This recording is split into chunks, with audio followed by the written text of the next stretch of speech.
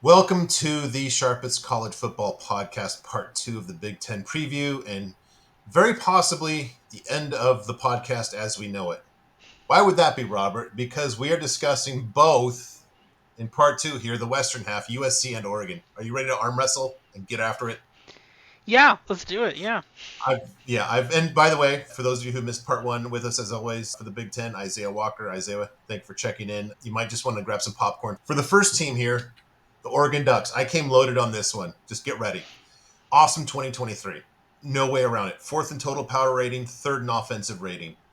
Only 4 teams were green in offensive GGAB and Ryan. So they were just absolutely exceptional in both aspects of offense. So naturally, they're one of the best offenses just all around in the whole country last year. Just an amazing offense. They lose Bo Nix to the NFL, replaced with Dylan Gabriel. About the same apex, 157 to 163. I would say that Bo Nix probably had better weapons, so this might be probably a bit of an upgrade. I don't know. We'll see. Gabriel's the most experienced quarterback in the pack. Here we go. Sorry. Problem number 1. In the Big 10, 49 career starts. That is a lot for college. Only Miller Moss, who has one start and a handful of games in like cleanup duty, has a higher apex. So I'd say that probably about the same once you normalize Moss's numbers, although Moss younger too, so we'll see. 19 defensive rating, good but not super elite. Season win totals 10.5. The under's taking a little bit of money. All right, this is a typo. They're plus 200, not 2,000. My apologies. Interesting schedule. You've got, I think, obviously the big game is Ohio State. Other than that, it's got some favors here. We're all undecided on. I don't want to say we're decidedly open-minded on Michigan. So I think that all three of us see that as Oregon probably at least a touchdown favorite. Other than that, but welcome, Matt, in terms of the schedule for first year of Oregon. So they're definitely winning the Big 10, right? No. You know what we're doing here? Oops, where are we? We are picking nits on the Oregon Ducks. Question for you, Robert. Do you think Dan Lanning is too aggressive? I say this because a lot of fans will say, I wish my coach was more aggressive, and I get that. I think if you really want to do that, just try to be an Oregon fan for a close game because he really pushes the envelope. Is that fair? That's very fair. Yes. Yeah. So we talked about this last year after that tough loss at Washington. For the entire game, their expected margin for the game was plus 2.8 points, except for those 3 4th downs where he went for it, and then the subsequent possession. They were a minus 3.8 points expected. I guess to be loss margin.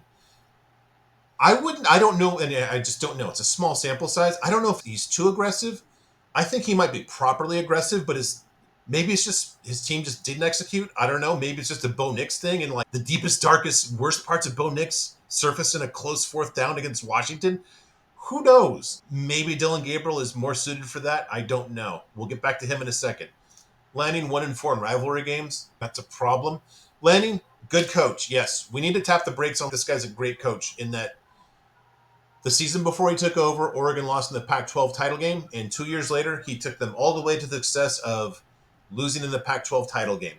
Were they better in 23 than 21? Sure, but by about a game, I'd say. Dylan Gabriel, in 4 seasons as a starter, has not appeared in a conference title game. Just an interesting little data piece here. And I noticed this as it was unfolding, and I made note of it in part 2 of all the podcasts last year. They ended the season 19th in defense. They were actually, in my first full set of metrics, I had them 3rd in all of FBS at defense of plus 12.3 after week 5. In the last 9 games of the season, their defensive rating was only a plus 1.5. That's 52nd. I don't know if they lost guys on defense. I don't know. That would concern me. Now it's interesting. They're very portal heavy. They've got a ton of money. They've got the luxury of being able to do that. So they're bringing in good guys. They did it last year too. It worked for 4 weeks, and then I don't want to say it didn't work, but I'll just say it worked less well for the last 2 months of the season, I guess I'd say. I like them better than Ohio State in terms of they get a much more generous schedule. I think they're much more likely to win or to make the title game. Plus 200, though, is just a little thin for my blood. I apologize for the typos, folks. But man, just a gentle schedule is the way to put it. So I think they make the title game. Not really breaking news here, but not without concerns, I guess, once they get there. Am I just being just a dick, or No, I are mean, there actually some concerns here? no, I actually agree with a lot of the criticisms, right? I think Oregon is a good team. I think they are definitely one of the top teams in college football, and I think it's very clear that it would be an absolute shock if this team did not make the college football playoff. Yes. Yeah. Win conference, okay, I could see Ohio State winning the conference. I can see that makes sense, but even then at that point it's okay, this team is still making the college football playoff, right? Yeah. Yeah, this team was, I think, in many cases similar to Ohio State. I thought for many weeks this was the best team in the country, similar to Ohio State as well. Two close losses to Washington, one at Washington, one in the Pac-12 championship game, both by 3 points, which is funny. You raise a good point about the aggression, and I think it's like that. I think some people are like, oh, it's like the Brandon Staley aggression from the Chargers, but I think it's more like It's it reminds me a little bit of Lane Kiffin a couple of years ago at Ole Miss. He was also super yeah. aggressive on fourth down. Now, the thing is, though, it's hard to quantify that particular specifically because you were going against Washington. You were going against Michael Penix Jr., arguably the best quarterback in college football in terms of pure passing, the best, arguably going against the best offense in all of college football, right? I think you have to play that more aggressively because you're like, if we lose, if we punt, we're losing this game anyway, right? It doesn't matter if they have to go Mhm. 70 yards or if they have to go 50 yards, they're still going to go that distance, right? So I think you have to play that game a bit more aggressively. And then basically outside of that, their defense looked a bit worse in the back half, but like nothing too particularly crazy where it's oh clearly aggression hurt them. I think there's an argument to be made that they were aggressive against Washington because that was part of the game plan where like they had to be. It's okay if we don't get the Yeah. first down here, Michael Penix Jr. is going to go even if it's 50 or if it's 70 or 40 yards, it doesn't matter. We're still screwed, right? That is a good point about the aggression, but I think it's really hard to see if it's just aggression or it's aggression against Washington as part of that game plan. They have been doing really good things with the portal. And again, I mentioned this earlier, and I got to mention it again here. Picking up Dante Moore in the portal for quarterback. That's I think probably the smartest portal decision I've seen. Period. Basically, the entirety of the transfer portal, that has to be the smartest one because most of the time people get an immediate need. We need a quarterback. Get a quarterback. We need offensive line. We need defensive line. Right? They identify a need, get a need. That's it. They're like, we desperately need this. They find it. Right? That was something where it's, hey, we want, and you mentioned it in the quote from Dante Moore. He's, I don't know if I'm going to be developed as well at UCLA. So he says, okay, I'm going to the transfer portal, and Oregon says, hey, you know what? We're picking up Dylan Gabriel for, I think, what, his sixth year of college football, something like that. I'm not sure exactly, but he's not going to be here much longer. Right? This is his final year. That's it. You're done. Versus Dante Moore was a starter, first year starter last year. You say, okay, we're going to pick you up and you're gonna sit behind Dylan Gabriel, arguably one of the best quarterbacks in college football too, as well. So it's not like you're starting behind someone bad. And then we'll develop you for a year, and then you can go play next year, right? You can be the full-fledged starter next year. That is so smart, right? Because there's so many other teams that could have. Most teams have some sort of need at quarterback, but Georgia could have done that, right? Georgia, Carson Beck is good right now, but he's probably going to be declaring for the NFL draft. That could have been someone they could have gone after, right? There's a lot of teams that could have done the same decision, but Oregon decided to do that. So I think they used the transfer portal smart, like in a really smart way. I think the thing is that 1-4 in rivalry games is interesting. That's the one win to Oregon State this year. They lost to Oregon State last year at Oregon State though in that rivalry game. But outside of that, this was a very dominant team. Outside of those games, I think they were pretty dominant. I think they covered most spreads, I think, going down the line. Yeah. They didn't cover the spread against USC, but okay. That's not really the most concerning thing. I think this team is really good. I don't want to say that I do the fit of Dylan Gabriel. I think Dylan Gabriel might actually be an upgrade over Bo Nix, if that makes sense. I think Bo Nix is somewhat limited, but I think Dylan Gabriel is good. I think that the whole thing of, oh, he hasn't made a championship game, that you have to think of the teams he was on, right? He was on UCF, so not the greatest quality, but to be fair, it was the American, though. If he was that good of a quarterback, he should have been able to elevate that team. There was an injury in there somewhere, and then last year with Oklahoma, they just weren't good, right? Like this team, I think this is clearly one of the top teams in the game. I'm really intrigued what happens if it's okay. Like, for example, let's say they lose to Ohio State and then they lose to Ohio State again. Guess what? They're still going to the college football playoff, right? Yeah. I'm really excited to see what happens when you get Dan Lanning in a game where it's okay. Guess what? I don't. It's not like I have to win this game if not my season's over, right? Because they lost to Washington in the championship game, and then that's it Yeah. basically. Okay, they got to go destroy Liberty, but outside of that, season's over. Guess what? That's not the case anymore. You lose to Ohio State in the Big 10 championship game, you're going next week and you're playing someone next week, right? Actually, at home probably. This is the thing. I think I'm really excited to see what a team where there's a margin for error now could look like. Yeah. I think they're going to, I've got them favored, except for Ohio State. They're going to be favored in double digits probably in the rest of the games, I think. And who did him in last year? An exceptional quarterback with a good enough defense. There's one team like that in the Big Ten, and they're not on the schedule. So it's so kind to them because if you're in this conference, if you go 10-2, you're still going to make the playoff, and I can't see the second loss. I don't know if I can keep from throwing up and betting the over here, 10.5, but that wouldn't be the worst bet in the world. Then it's just a matter. I was going to say it's a matter of betting on Dylan Gabriel's health, but you've got a pretty talented backup quarterback. You're just basically hedging calamity. I see you nodding, Isaiah. Are you I tempted to mean, bet the over at yeah, it's I have a kind of a rule, especially when it came to the old Big Ten and the old Big Ten structure, in that I just didn't bet over 10.5 because I never found value on it.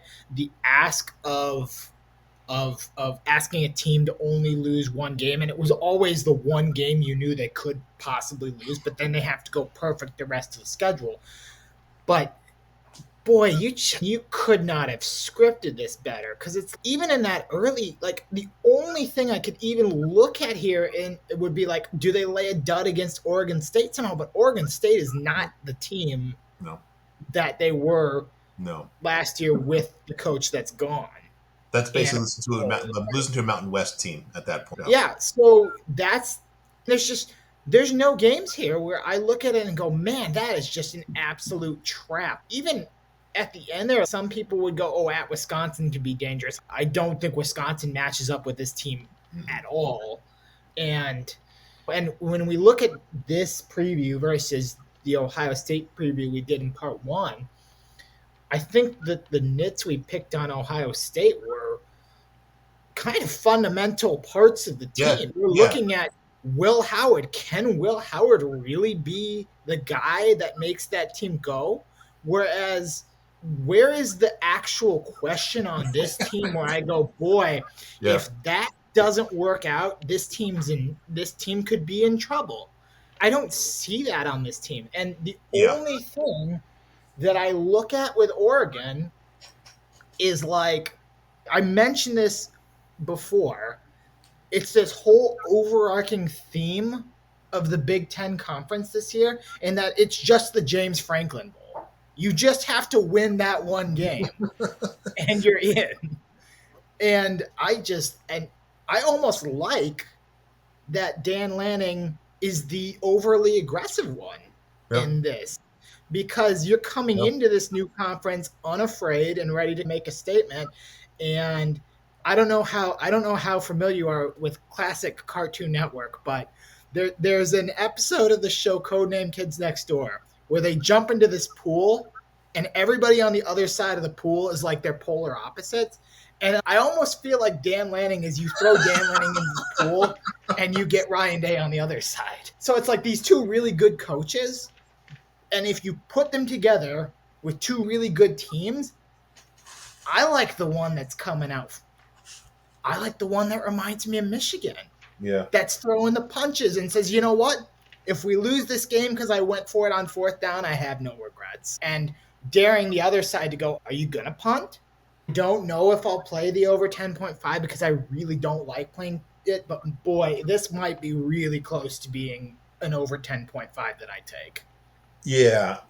Just to respond to really good points. The Nits, I think, look, any team can lose a stupid game. That just happens in the season. I'm not saying they can't lose. The Nits would really concern me when you get to the Final Four. Though that's, I think, when it, Is it going to cost them a game against Maryland? No. The other thing, too, is like I said at the beginning of part one, this is a conference that has a sneaky dearth of quarterbacks, and they're on the right side of that divide, which is going to they're way ahead of the game in that regard. In terms of the kids in the pool, are you telling me that Dan Lanning is not the same as Kirk Ferentz? Because I see them as mirror images of each other. Oh my goodness! Yeah, I think if Kirk Ferentz had to coach this Oregon team, he might actually quit. That would actually break him for good. But yeah, it's just like, where's the trip up spot on this? I could totally make a joke that the funniest thing that could possibly happen for a brand new member of the conference with playoff hopes is to be the number one team in the country and to get spanked by a 2-10 Purdue team. That would be hilarious, but I'm not going to say that. Yeah. Plenty of people will be willing to take your action on that, I think, if that's where you're going. Which is why I would not be giving it. Yeah. It is the next week, by the way. Actually, just quickly, it is. I'll just add on to what Isaiah was saying. It is the next week. There is no bye week after Ohio State. Somebody call for Iowa? Yeah. There you go, right there. All right. Yeah. Speaking of the often mistaken for Dan Lanning, Kirk Ferentz, you know what? When I just pasted this, I knew it was Iowa. Nothing on offense, just red on offense and green on the offensive line and defense, and that's it. This is a quick one here, guys. They finally solved the Brian Ferentz problem, solved by bringing in Tim Lester. And Tim Lester, he introduced the college football world in 2022 to the horrible Western Michigan quarterback room of Jack Salopek and Trayson Bourget. So here's the guy that's going to fix everything. That was probably the worst quarterback room. I don't remember two guys that were just so bad collectively in a visible way. The Big Ten just failed us. If there's one game everybody wanted to see, it was Iowa and USC. They dropped the ball on that. Shame on you, Big Ten, but we'll forgive you. We're happy to be in this conference. And what can you say? They were second in defensive rating last year. A high improvement metric, 21st. It's going to be more Iowa, if possible, this year than last year. This week 2 game against Iowa State's got a really good defense too. This could just be peak Cyhawk, peak everything. It's just very Iowa. I've seen this one before. We've seen this before. I don't expect anything to change. Maybe competence comes into sight a couple of games offensively, but it'll desert them as soon as it just comes into sight. Robert, there's nothing different about this one than we've seen before, right? No, this is classic Iowa. The thing is, it's so weird because they were like, okay, we have to fire Brian Ferentz. We have to. And okay, they fire him because they put him on literally job improvement plan, workplace improvement plan or whatever. And then he failed that. So they're like, fine, we have to fire him. And then again, him just sitting there on the sidelines the last couple of weeks wearing just, what was it? It wasn't even an Iowa gear. It was just like a black hat. It's like, why is he even still here? Just get rid of him. And the thing is, again, it's insane that in a 10-4 season, they're like, we have to fire our head coach, or not a head coach, our offensive coordinator. Had I been in charge of Iowa, I'd have fired both of them. I'd have fired both Kirk and Brian Ferentz. Because the thing is, I feel like you have to at this point. One, it's not like Kirk is a spring chicken here. He's getting up there in age too. And the fact is he's let this carry on, right? Okay, yeah, maybe he has the best defense in all of college football. Okay. But then just put the defensive coordinator in. Whoever the defensive coordinator is, put him in charge, right? I really question the ability of someone to understand the defensive side of the ball so much that they cannot understand what they're doing wrong on offense. Just do what you don't want other people to do on offense. That's it. It's very simple. Just do the opposite of what you want people to do. It's not hard. It's a really weird thing. This defense, I think, was actually worse last year. They did let in more points relative to last year. Again, they were probably the best defense ever in 2022. Slightly worse last year. But again, the thing is the offense actually did slightly improve last year as well, just not improved enough, right? So I think that, and although the defense seems to have improved here, I keep penciling in regression. I don't think the defense can just keep getting better and better. I also think that, like, Tim Lester, like, we were like, okay, like, this is Iowa. This is a team that is perennial, like, they've gone to, 2 straight Big Ten championship games? And the best offensive coordinator you can find is an offensive coordinator from Western Michigan? Really? That's the best you can do? There's not a single better person. Not anywhere. Not at any other team. Not in any Big Ten team. Not in any. That's the best you can do? Is an offensive coordinator from a MAC team? That is crazy. That's like, how? How does this happen? I almost wonder if he was kept the door open. He wanted to hire Brian back, and they're just like, no, you're not going to do it. They kept saying, let me do it. And they're like, nope. And they're fine. Then I'm just going to hire this guy from the MAC, and then be like, oh, see, it's even worse now. So I'll bring back Brian. This is the thing. It's like, honestly, I don't believe in this team. I think this team is due for regression. They're really due for regression here at some point. And I think at some point the defense is going to fail them. And then they're going to be in deep trouble. Because if the defense fails them, a MAC offensive coordinator doesn't seem like it's going to fix every single offensive problem Iowa's had in the last years. I don't see the defense failing them. Isaiah, you're closer to this, so let me throw it to you with this. Robert made a remark, and I wanted to see, since you would know this better than I. He said, if I was in charge of Iowa, I'd have fired them both, meaning Kirk and Brian Ferentz. My understanding is a problem that basically Kirk Ferentz is in charge at Iowa. Okay. So that's why we didn't see that. Yeah. Here's the problem. It's basically a miracle that Brian Ferentz was fired. And what it took for Brian Ferentz to be fired was an interim athletic director because Gary Barter retired. And you had an interim athletic director that basically said, you know what, I'm going to do this. And if they're not going to hire me because of that, then whatever, it needs to be done. But that entire athletic department is run by Kirk Ferentz to the point where they were literally shutting down incredibly successful non-revenue sports so that they could keep the main show going, right? I know I'm going to get pushback on that. They weren't directly connected, but you had them like talking like, how are you going to shut down the diving program, which is really good, but we're still okay with the Ferenz show going on. But that's just how it's been. And it's the same way with basketball. Fran McCaffrey's been there for how many years? Is it 15 plus, something like that? I don't even remember. He's never made a Sweet 16 in his entire time there, and they don't care. It's just how it is. And Kirk Ferentz will never be fired. He will leave someday. The thing that you have done is you have fixed the really long-term outlook of the program because everybody knew that Kirk was going to leave it to Brian. Oh, my God. And that would have been the end of Iowa football.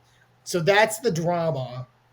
And I hope Iowa fans don't get too mad at me because generally I do respect Iowa's program because when we talk about the Big Ten, there are so many programs that go up and they go down or they stay down. And there's very few programs that can do Big Ten football as well as Iowa does every single year without fail. And if you're going to criticize Kirk Ferentz for the offense, you have to give him credit for the fact that if above all other things, this thing is stable. And it always is. Like, we haven't had a year where Iowa comes in and just craps the bed.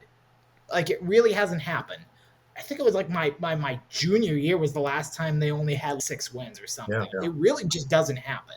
And if you look at the schedule, Iowa's going to be a prime. You're no longer in the Big Ten West contender, but it's not going to be this year because they only get Ohio State. The rest of the schedule, outside of that Iowa State game, which Iowa State's really a good program, that's going to be, but as Buck mentioned, the Cy-Hawk game, no matter how good or how bad those two teams are, is just the most unwatchable but hilarious brand of football ever. But look at the road games other than Ohio State, which you're going to get blitzed in. You go at Minnesota. Iowa's going to be pissed off because of how the Minnesota game went last year, even though their fans need to get over the fact that the kicker didn't know the rule. You go to Michigan State. You should probably win that game. You go to UCLA. You should probably win that game. And you go to Maryland. You should probably win that game. Yeah. And then you get all of these other games where we have like question marks on the teams. Washington, Northwestern, Nebraska. And even if we're penciling, which I am penciling in Nebraska getting a fair bit better, you get them at home. So, like, this just screams Iowa football season, where Yeah. they go 8-4, and it's like the most unwatchable 8-4 that you can imagine. Like, you are getting Cade McNamara back at quarterback. That is obviously an upgrade over whatever they were running out last year, as long as he can stay healthy.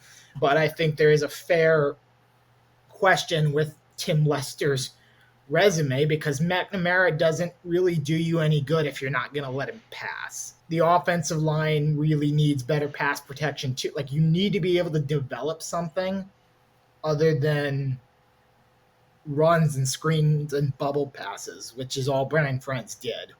So I know what you're saying, Robert, where if this defense regresses, yeah, this team is dead in the water. But like, people have been saying that the defense could regress every year for the past decade, and it just never does.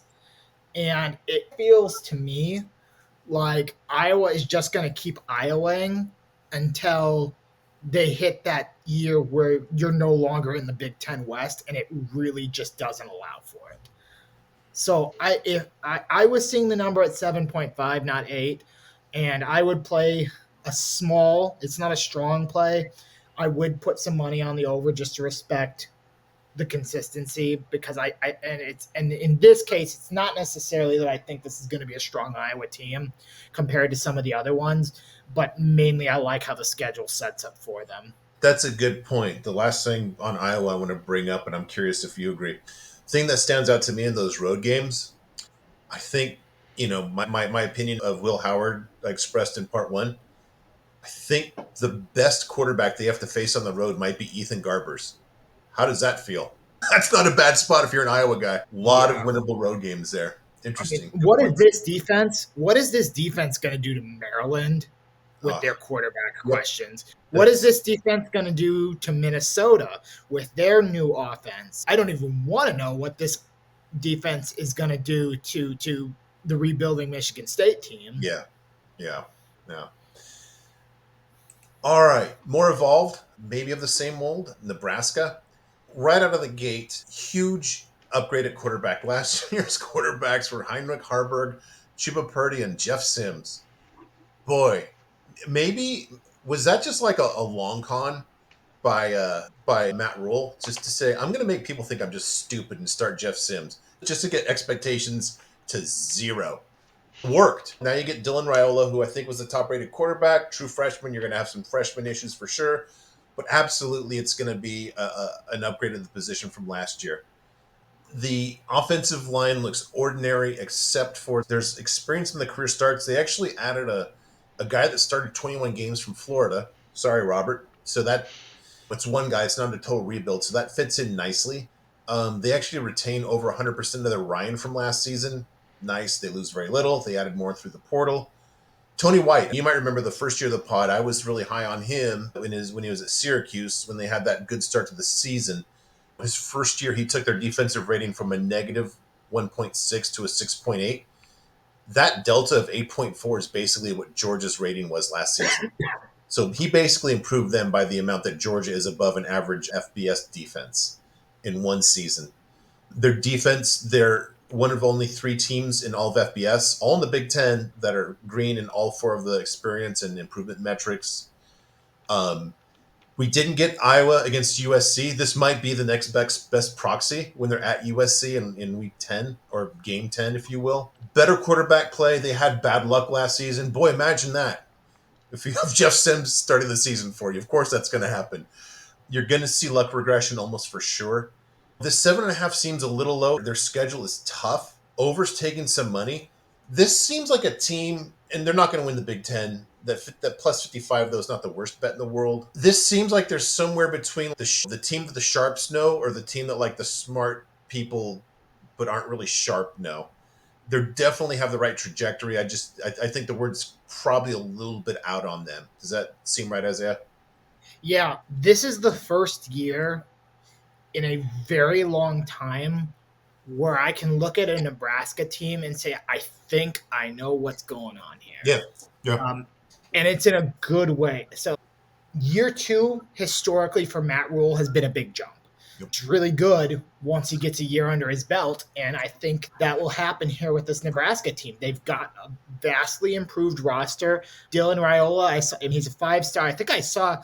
I can't remember if the stat was he's the best Nebraska recruit in, whether it's like in the since you had winning national championships or ever, but he's in one of those categories.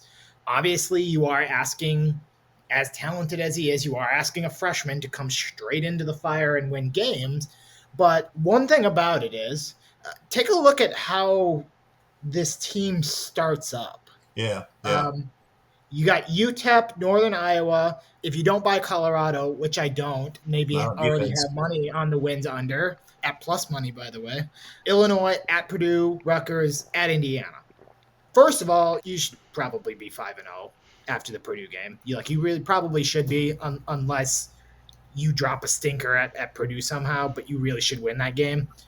And then you get Rutgers at home, and then you go to the improved Indiana team. But that's about as favorable as an opening lineup for a new quarterback that you could possibly get. You've got a pretty strong wide receiver class thanks to the portal. You've got a good tight end, so you've got targets for him. And then, again, you've got this defense, which it's like it feels probably got lost a bit last year, but they only gave up more than 24 points to 2 teams, Colorado and Michigan. And I don't think there's any shame in either one of those. No. The line was strong. The run defense is really the only question I really have on this team this year, other than are we really ready to put it all together, is they don't really have a good rushing option, which is going to put pressure on the quarterback. Because if their leading rusher last year was their backup quarterback who ended up starting. That's not great. Now they gave Irving back from injury. What's he going to do? And the offensive line does need a little bit of work. So there's a question mark. But overall, there's a lot of good coming here. And this Nebraska team is very clearly on the way up. Now, when I take bets on this, everybody knows that the under wins for Nebraska has been my favorite bet since betting was legalized in the state of Illinois, because Vegas never figured out with this team that they were never good with Scott Frost. The last couple of years of Scott Frost, you got 7.5 wins both years. And one of them, it was plus money. So it's just become a favorite bet of mine. But it's hard because this roster is so much better, and I really do have faith in Matt Rule. I really think he's going to turn this program into a winner. The reason I like the under 7.5 one last time, yes, and it's almost a little bit of mental gymnastics here because I'm looking at this schedule. First 7 games, UTEP, Colorado, Northern Iowa, Illinois, Purdue, Rutgers, Indiana. There's your 7. And then the last 5 at Ohio State, UCLA, at USC, Wisconsin, at Iowa. The last 5 are, let's go 4 of the last 5 are very clearly different from the first 7. So when I'm looking at a number of 7 and 7.5, that means, to me, I read that as the books almost saying they're going to win their first 7 games and UCLA. And then who knows what happened. I still don't think they're going to beat Ohio State. I don't think they're going to beat USC. They could play with Wisconsin. They can play with Iowa. Is it a sure thing? No. And then again, what happens if you drop at Indiana? Because that Indiana team that's not the Indiana team of the past. What happens if you get upset at Purdue? Rutgers is not a pushover anymore. I would make a play on this team. I would play a very light play on the under, especially if you're getting the non-juiced odds on the under. And again, I want to stress that is not I think this is going to be another Nebraska falls on their face thing. I very much see this team in a bowl game for the first time since 2015, actually, I think it was, which is crazy to say for Nebraska. But I think there may be a little bit of value on pulling it one last time. And then next year, I think this thing's going to explode. Yeah. The one thing to your point, too, in this series of games here between no defenses in these first 3, in these next four, you've got like pieces where I think it's easy to see a true freshman just having a just doing a misstep in one or two games. So longer term, it's a good, but I think the quarterback. My concern would be if I'm a Nebraska fan, just the one or two stupid losses, and it's not a Matt Rule thing; it's just a true freshman thing.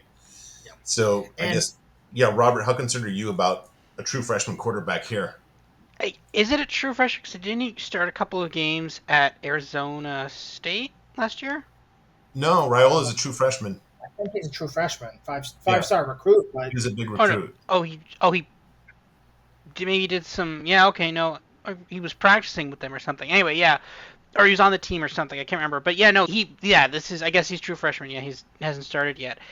It's a little concerning. He was very highly recruited, though. Obviously, there was that whole weird Florida Arizona State war over him, and then a legal issue too somehow. But he's now at Nebraska, so cool. But it actually seems like it could be a pretty. The thing is, again, the bar is on the floor with Jeff Sims and Harburg and Chuba Purdy. Those were like the thing is, I get in a rebuilding program, but he had his pick in the transfer portal, and he went with Jeff Sims. We were like back then. We said, and I remember us saying we were like, "Hey, we like Matt Rule, but Jeff Sims, really? You're gonna pick Jeff Sims?" And then just immediately blew up. Literally, no sooner had we said that, just it blew.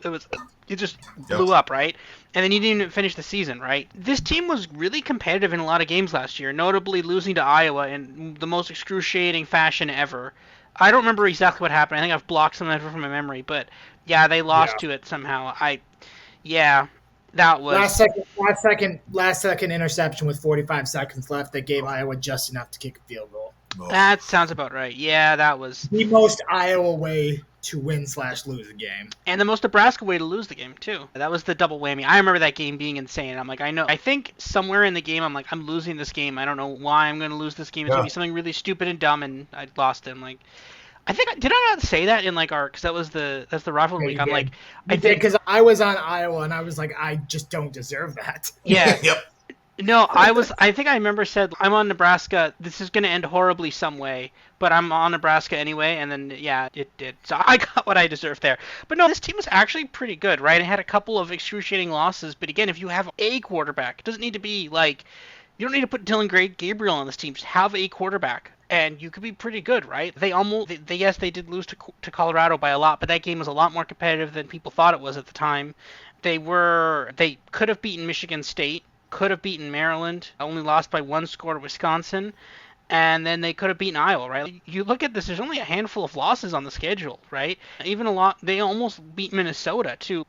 Outside of obviously losing by multiple scores to Colorado and then to Michigan, everything else was within one score, right? So this team was almost there already. If you just have an offense, this team could go pretty far, right? So I like this team. I think this team has a chance. I think if you see something like plus 10.5, plus 14, if you see multiple scores against Ohio State, maybe. Like, that's something I could definitely see. USC, again, we're going to see offense versus defense there again.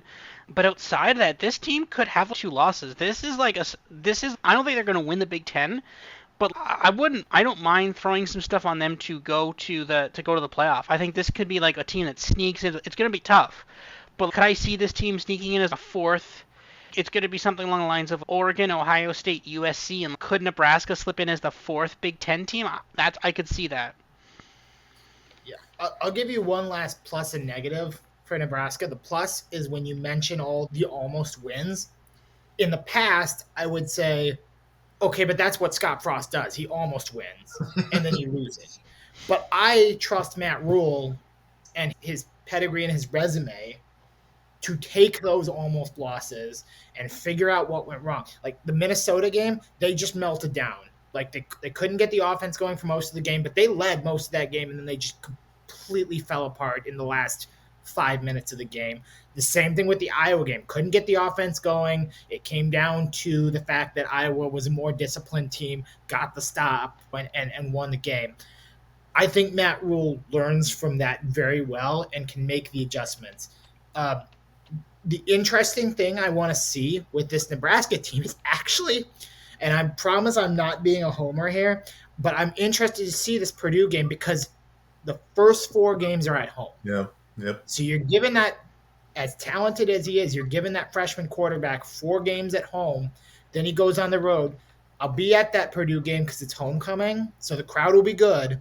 See how he handles that, right? Because if we're asking, is that the first game where we think, okay, maybe this defensive line, maybe there's something here that could rattle a freshman who hasn't played in it's not Ohio Stadium, it's not the big house, but it will be full. So we'll see. But I agree in that, again, there's a lot to, and if I do bet the under, it's going to be very light, and it's just going to be off how the schedule is so front loaded. Good point on that. I think that it's the first road game, and that'll be by far the best defensive coordinator they have to face in those first 5 games as well, which is I love those kind of matchups. I can see that game at USC. I can see it opening like USC -7, and then like within a day going down to 4.5, and I'll be sick to my stomach the whole week. Just like, yeah, something's up here. Yeah. Speaking of which, all right, let me straighten up here. In my t-shirt in full view. My USC Trojans, before we start, I've got some shout outs to my longtime Trojan friends who might not be listening. This is going to sound like that one scene in Goodfellas. Ribeye Ray, Johnny Tip, Jana the Smoke Show, and Moneyline Max. Okay. With my shout outs out of the way, USC, boy, this is just the absolute inverse of Iowa, right? You've got all stars in offense, defense, just always the issue. Third season under Lincoln Riley, 19-8. Last season was a disaster from a defensive standpoint. Completely getting overlooked is that, Jesus, he took him to the Pac-12 title game his first season after going 4-8. But whatever. You know what? More love for me to give the guy. Last season, I had him as the second best offense in all of FBS. Now, they lose Caleb Williams, Heisman Trophy winner of 2022. They lose 61% of their Ryan from last season. This is interesting. Miller Moss is not as mobile as Williams. Miller Moss is probably the least mobile quarterback that Lincoln Riley has had. Among the Big Ten teams, the only one with the worst defense last year was Indiana. This is probably, I don't know. Breaking news here, DraftKings probably doesn't have the great numbers. The dope's over there. The number I have from them is 7. The over's getting some play. Big Ten champs. We've seen this before. Great offense, bad defense. So it's going to be a rough season for USC, right? Wrong. I've got a twist. We have not seen this before. You know what? Yeah. Ha. I surprised you. I'm going to the Holiday Bowl. We had some key receivers out for that game. Now, Taj Washington played, but if we just go back to that, this was a game, again, I want to emphasize. A lot of people thought USC was just going to mail it in. No Caleb. You had guys sitting out. They have nothing to play for against Louisville. And it was their first time to actually get real practice without Alex Grinch since he was fired with 2 games left in the season. So from the Holiday Bowl, they retained 73% of the Ryan from that game. I like that. You could see just in that game, they're set at receiver. That was actually their best offensive game in 2023 when you consider their yards per play and the quality of opponent. The offense, I think, is not going to be a problem. It's going to be different because Miller Moss cannot run. I think it'll be almost as good as last season's. You're not going to have Caleb just like bailing you out of third and impossible. But at the same time, you're probably going to be in better situations just because you're not going to be asking so much of the offense because the defense stinks. To that point, during the regular season, as I said, only Indiana was worse among Big Ten teams. Defensive rating last season was a negative 3.4. If I go to the Holiday Bowl, when they didn't have Alex Grinch there effing things up, they had a plus 4.0 defensive rating. Is that elite? No. Is that middle of the pack for the Big Ten? Yes. That's all this team really needs. They just need to be okay defensively, and they can go a long way because they're so elite offensively. We talked about it when we talked about Oregon. There's a dearth of quarterbacks in this conference, and who's on the right side of that? Basically, you've got 2 teams for sure, Oregon and USC. Oregon's much better on defense, but USC's got enough pieces to cause problems here. They bring in Danton Lynn from UC, huge hire. Last season, the guy was an underwagon. I was all over this guy. I loved what he did there. He took the UCLA the 2 seasons before. They're basically a 0 and a 0.8. They hire him, and he basically brought them to an 8.7. I believe they finished the season ranked ahead Georgia defensively in my metrics. That's at UCLA. They don't recruit anybody good. The other thing is you're going to see a better front four. I just went through the Phil Steele guide. These are some players that actually we had counted on before the last 2 seasons to actually take snaps in the front four. And this is where they are now. We had guys that we had 7 guys, not to crap on them. You had 7 guys that we were saying, okay, this is going to be somebody that we're relying on to be a vital part of the front four. They're in Arizona, Hawaii, New Mexico, Fresno State, Monroe, Georgia Tech, and Fresno State. The best defense is probably Arizona or Georgia Tech. That's not Big Ten caliber. That's not really Pac-12 caliber, except for Arizona. Is the defense going to be awesome? No. Is it going to be good enough? Is it going to be just what we see in the Holiday Bowl? Probably most weeks. I think it's going to be good enough where if Miller Moss is somewhat the player we saw in the Holiday Bowl, I think there's a path there. So I said this on the futures bet, I like a small bet here on 22-1 to win the conference. It's not an impossible path. I'll put it this way. I see as much as a path there as I do for a Penn State at 5-1. Okay. Go ahead and make fun of me, Robert. No, I agree with you. I am not a USC hater. I like value, right? And I see substantial value in USC here, right? People thought, and I remember betting on USC in that bowl, right? People thought, oh, USC gonna be horrible. There's no way their offense could possibly match what it was under Caleb Williams. They matched that and did even better. They destroyed Louisville. It was 42-28. And against a team that is actually pretty good. Again, their huge defensive problems, that seemed to be cleaned up in that game after they fired their defensive coordinator, right? There's huge improvement here. Also, the Pac-12 was like really good last year, right? You had on your schedule, you had Oregon, you lost to Oregon, but you did cover the spread against Oregon, and you had Washington. Those were arguably 2 of the top 6, we'll call it, teams in the country. This year, you have Nebraska, and Notre Dame is maybe a top 10 team, and Nebraska is maybe also a top 10 team. But outside of that, you have Penn State. I'm not the highest on LSU, but that's also a neutral site, so that kind of negates some of that as well. But this schedule is not that bad this year. This is a pretty nice schedule. Notre Dame's a non-conference game, so you can still lose that. This USC team could be like really good. And again, what is USC to make the college football playoff? We were talking about Nebraska, I had the number here. Nebraska is, where's the N? Nebraska, 850. 850 to go to the college football playoff. That's a bit insane, actually. USC is plus 400. Wow. Yeah, plus 400 to make the college football playoff is pretty good. On that. Yeah, this is the thing. Make the top 3 of the conference. No. USC ducks Oregon. They duck Duck implies they don't have to play Oregon. They don't have to play. You just wanted to say duck. Maybe, okay, there was a pun there. Maybe pun intended there. But they don't have to play Oregon. They don't have to play Ohio State. They get a beat-up Michigan team and a question mark on Wisconsin teams, question marks on Penn State team. Yeah, it's a pretty good schedule for them. And if their defense does improve, this team could be like sneakily like 10-2, 11-1. If you said USC goes undefeated in conference plays, 11-1 at the end of the season with a loss to Notre Dame, I'd be like, yeah. Or even that's a very real possibility. Or maybe their losses to Nebraska or Notre Dame. But yeah, I could definitely see that. This team was really good. The offense was really good under Miller Moss. And that was the other thing too, was that there was a quote from Caleb Williams that was interesting. Because he gave a quote. I think someone asked him, like, why didn't you play in the bowl game? And the expected answer was, I'm not playing in the bowl game. I'm about to be drafted number 1. I don't care about the Holiday Bowl. I'm about to be number 1 overall pick, earn tens of millions of dollars a year. I'm not going to risk an ACL injury by playing in the Holiday Bowl against Louisville. And he said it was clearly part of that, but he said, you know what, I wanted to give Miller Moss the opportunity to start. I wanted him to win the job, and he did, right?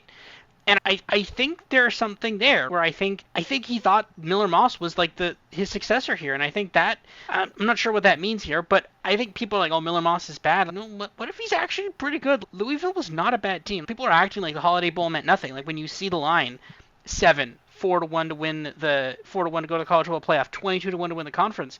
The way you pencil it is okay. The defense doesn't improve, and the offense is going to massively regress. That would be that for that 7 line given the schedule. That's what I would make sense. People are penciling in offense gets worse, defense stays bad, but there's clear evidence of the defense getting better. There's clear evidence of them getting a good defensive coordinator, and I don't see evidence of the offense substantially slowing down. Okay, maybe you can make the argument that Louisville didn't want to be in the Holiday Bowl. Okay, but I'm not seeing the argument that their offense is going to become like Iowa level offense. That's not happening here. Their offense is still going to be very good, probably still a top 5, top 10 offense in the country, and that's all you need, right? If you're able to pair that with a half decent defense with this schedule, you're looking at 10 wins. One of my favorite bets to make, and this is not exclusive to college football, but I think it comes forward in college football a lot, are betting on teams that are victims of the lazy narrative. And there is lazy narrative all over the 2023 USC team because, yeah, if you look at where everybody was in the preseason, sure, USC was a disappointment. But when you set expectations that aren't necessarily in line with what that team was, like everyone just had them wrapped up in the national title game, but there were a lot of concerns to where I just don't think that was fair to put that on them. And I said that as much. I had bets on their unders and stuff like that because, again, it was a perfectly fine team with a fatal flaw. And they have taken the steps that they need to fix that fatal flaw with a head coach who has never had a problem with offense. Yep. So the defense, not only are you picking up a really good defensive coordinator who helped turn a bad defense into a good one, but he did it quickly. Yep. This was a 1-2 season, and suddenly that defense is top 10 kind of job.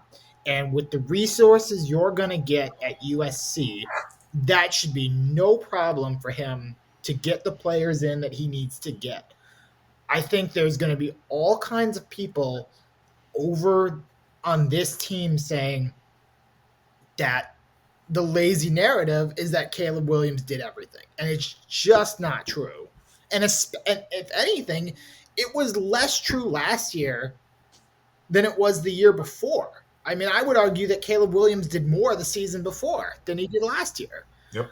And on the Louisville thing, because I'm very familiar with Jeff Brom, he doesn't phone in bowl games when he goes to them. Sometimes, like when Purdue got blown out by Auburn in that just bloodbath Music City Bowl, it wasn't because he phoned it in. It was because we had no business playing Auburn in that game.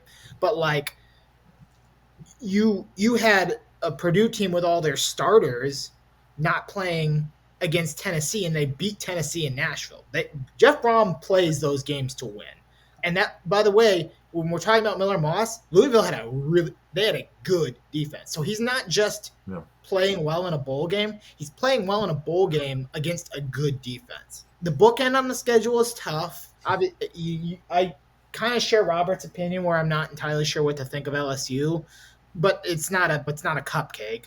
And Notre Dame to finish is tough, but boy, the inside of there, we sure doesn't Michigan feel like the perfect team for this USC team to go up against? A team that has all the questions on the offensive side of the ball. And so even if this defense is still not very good. Yeah, that's a good point. I didn't think about that. Alex Orji could be just like a nice matchup for Yeah, he's mobile, right? But I bet that Lynn is smart enough to know how to spy and how to. If you're gonna tell me that you need Alex Orji's legs to beat you, and then your offense is certainly as good as the Michigan defense still should be, this offense should be good enough to beat it.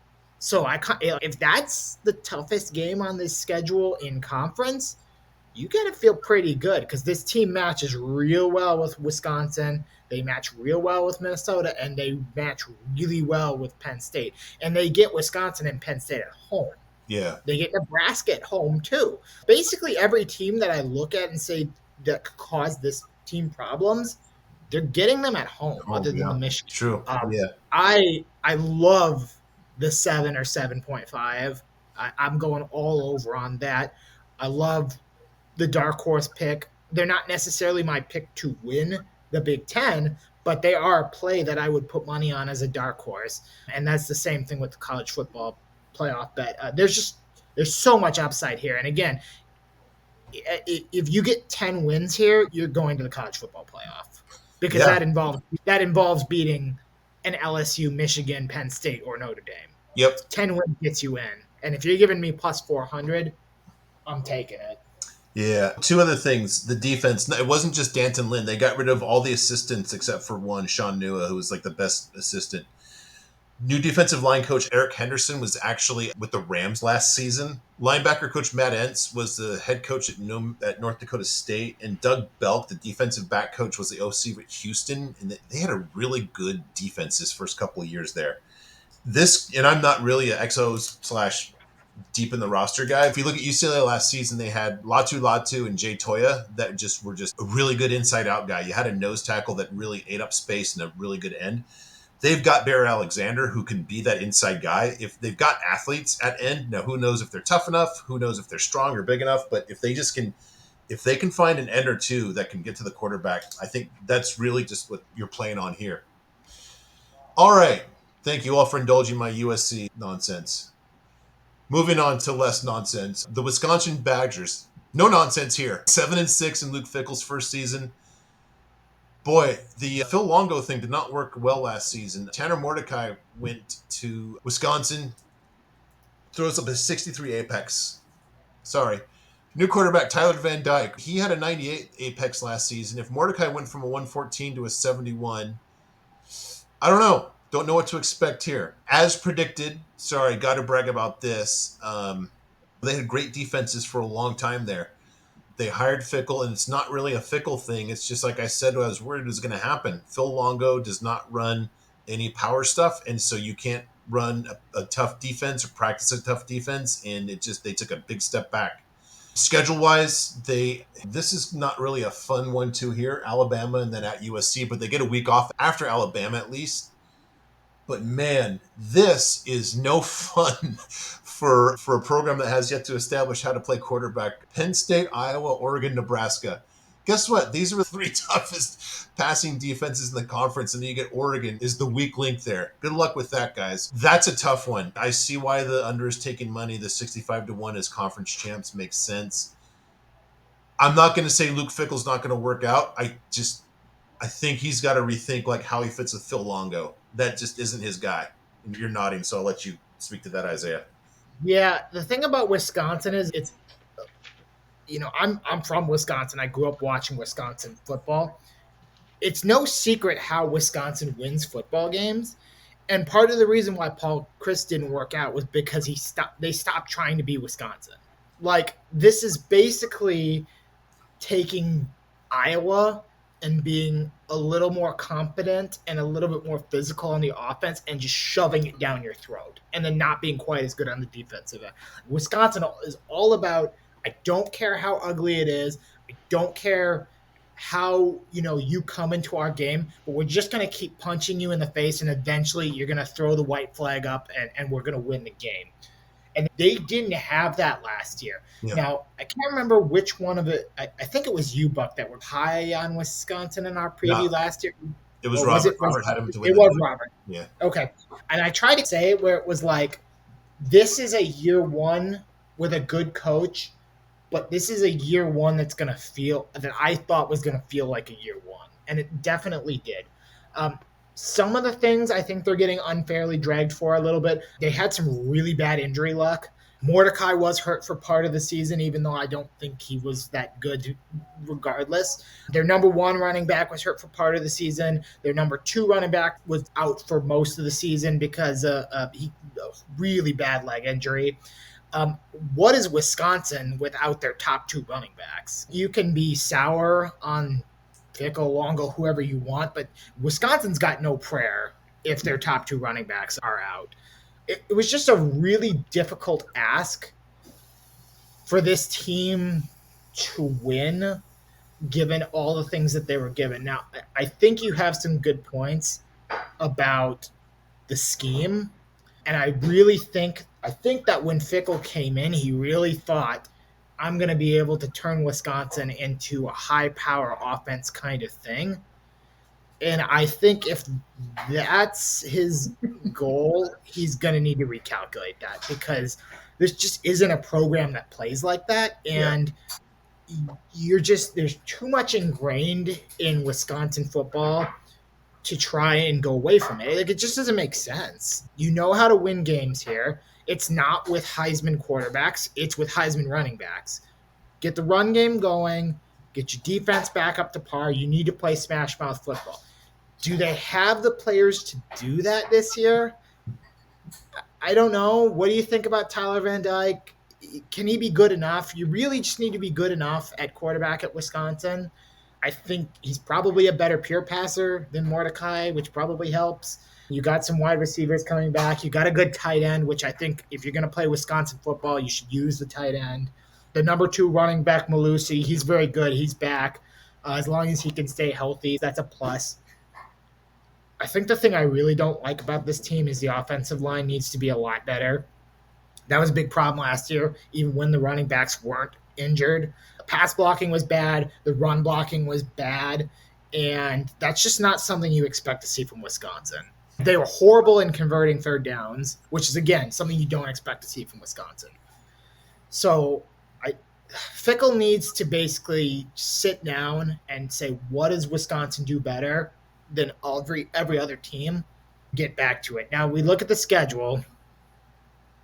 Alabama's Alabama. I don't care if Nick Saban's not there. It's still Alabama. And by the way, I think we just saw that Kevin DeBoer can coach. So that's tough. You go to USC afterwards, who you don't match up with at all. The rest of it is manageable. Think of what you want about Penn State, and then you get those last couple games. Penn State, Iowa, Oregon, Nebraska. That sucks. There's just a lot working against this team, and I'm not ready to make a judgment on Luke Fickell. Yeah. I think I'm looking at this team similar to some of the teams we had in part 1, where it's like the win total may not be super pretty, but I want to see what it looks like. Are you competitive in these games? Are you just losing because you need some more pieces in, or is he really not understanding what makes Wisconsin? But I don't think I'm going to put the red flag up and the alarms off unless something really dumb happens. Like now, you let Purdue come in and beat you. You let Minnesota come in and run all over you. Okay, that might be a problem. But I think I'm going to stay away from betting in general on this. I don't see a ton of value on the 7. They're not going to play in the Big Ten championship game. They're not going to make the playoffs, so there's not really anything to bet on that. And I'm in wait and see mode on them overall. Yeah, if to your point, if there is proper expectations, the good news is the bad news, which is there's a lot of opportunities just to jump up and get a good win with Alabama, SC, Penn State, Iowa, Oregon, Nebraska. The chances are there. But yeah, I think we're of the same mind here. Has your optimism from last year been diminished, Robert? Well, somewhat. I think there was definitely experimentation last year with Wisconsin. I think there was definitely, okay, we don't need to do this the same old Wisconsin way. We could do this a little differently. And I think it's very clear that's failed. There's reasons for that. That's not necessarily completely on Luke Fickell, but there are reasons for that, though. Right? And I think, again, obviously, the biggest thing was the injuries to the running backs, but it just felt like this team was trying to be your modern pro-style passing attack, but then it's, oh, okay, that didn't work. Because you can clearly see it in the first couple of games, things didn't go well. So then they're like, oh, okay, let's just ground and pound now. Let's just ground and pound this out, and it'll eventually work. And then it worked, but then it didn't work as much because it was like, okay, we're just gonna focus a lot more on the running backs, and then they both got injured. So then, what do we have now? Now we're doomed, right? And that's exactly what happened. The question is obviously, what was the name of the running back? The one who went to the NFL? Is it Braylon Edwards? Braylon Edwards, yes. Evans. He's in the Sorry, no. NFL now. He's gone. Ches Malushi, he's the one who got injured. That was a particularly gruesome injury. Are we sure he's 100% for week 1?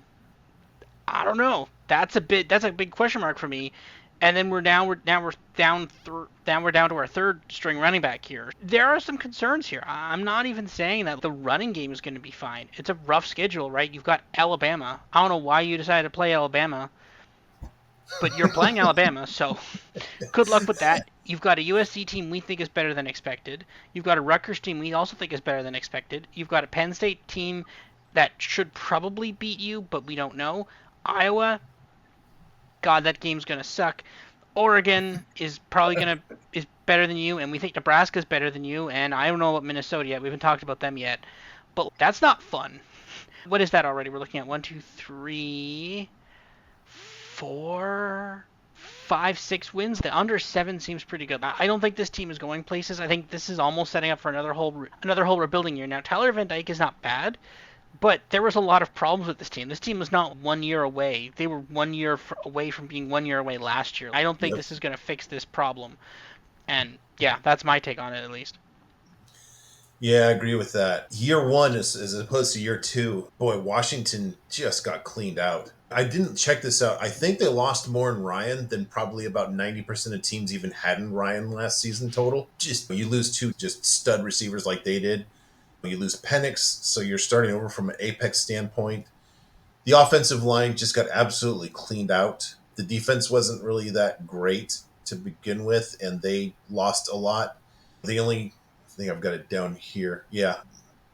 The only place where they really have experience returning is in the back 4 when they had a bad pass defense last season. New staff, Jed Fish. He did a great job at Arizona. Let's not forget just how awful Arizona was in year 1 of the Jed Fish era. They were really exceptionally bad, just horrible. I got Will Rogers in a Jed Fish offense. Do you like peanut butter on your pizza? I don't know how this works. That just doesn't, it just feels weird. You were a lucky team last year because you had exceptional quarterback play. That's going to revert. That takes you from 12 regular season wins to 8 right away. I'm interested in these 2 games. I'm not sure what Northwestern is. I think Rutgers is going to be better on pass defense. If they're anything other than 1-1 here, I think that's really noteworthy. So that's what I'm looking at these 2 games. I think I've got them as a dog of at least a field goal or more in 7. So I like under here. The 6.5 just doesn't make sense to me. Not just, Jesus. No fun. Just have fun playing at Iowa with your new everything. Indiana is going to be sneaky good. If you can keep up with USC, great. Again, have fun at Penn State with your new everything. Great. UCLA, West Coast Peacock, and wrap it up at Oregon. If they don't get to 7 pretty quick, they run out of runway pretty quickly here. I really like the under here. I've gotten burned. This is my weakness. This is my weakness more than vodka on a Friday. It's going against year 1 coaches in a rebuild, but I'm going back in. I can't help myself. Are you with me, Isaiah?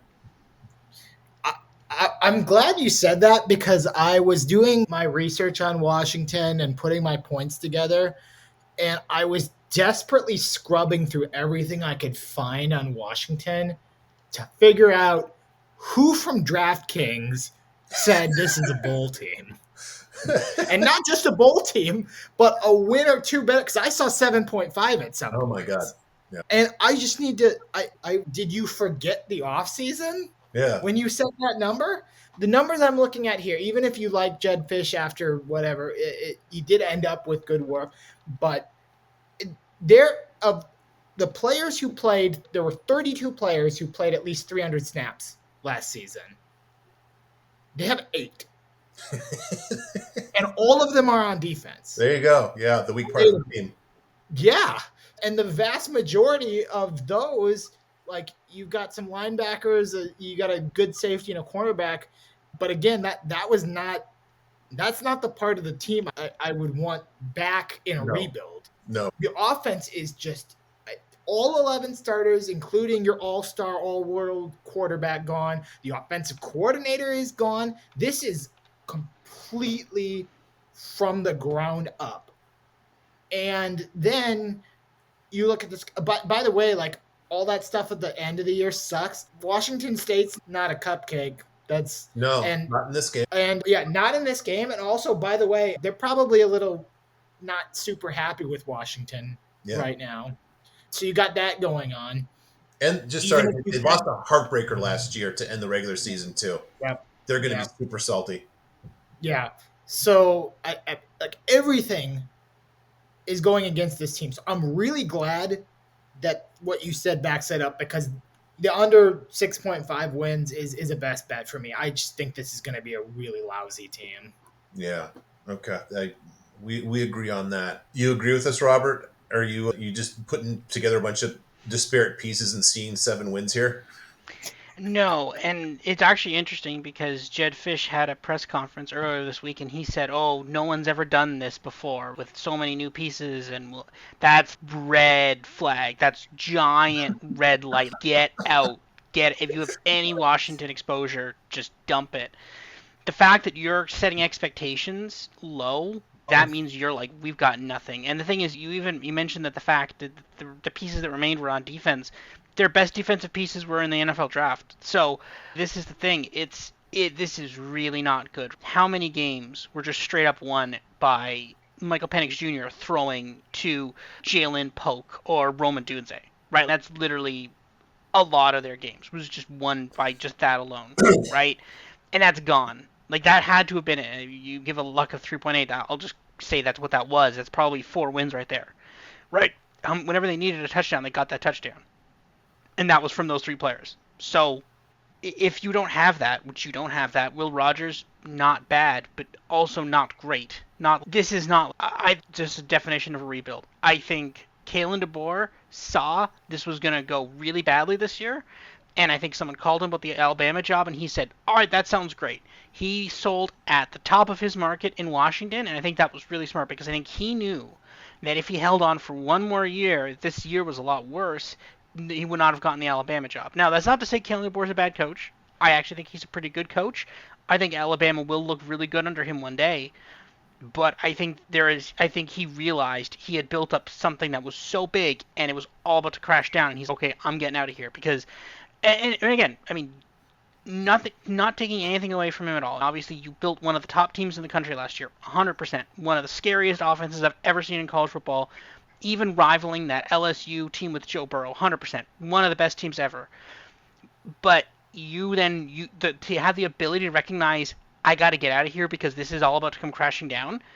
That's really smart too. So no, I think this could go really poorly for Washington this year. And Jed Fish is even setting up the stage for it.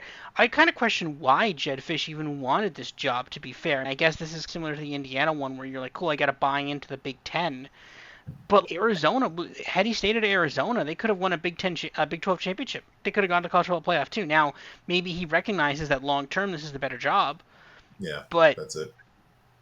is that it? Because I'd take the opportunity to win a Big 12 title with Arizona and then come into a team that has maybe better outlooks. But again, if you're able to start building this team up from the ground up, maybe that's what the thought process was. What does it do for your coaching stock if the first 2 years of this rebuild are a complete and utter disaster? Because you not only bailed Arizona going to the Big 12, which is imminently more winnable than the Big 10. Arizona under Fish would have had a chance to compete for the Big 12 title.